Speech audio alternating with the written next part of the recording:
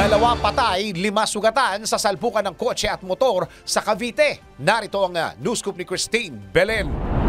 Nasawi ang 2 habang 5 katao pa ang sugatan sa salpukan ng kotse at motorsiklo sa General Trias City, Cavite.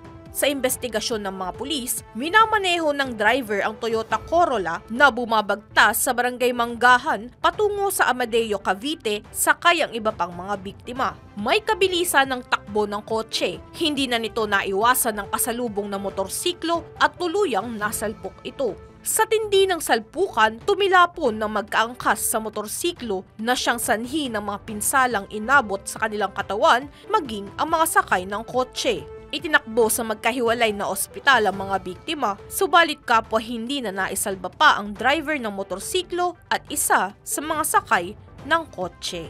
Para sa News Scoop, Christine Belen, nagbabalita ng tama, naglilingkod ng tama.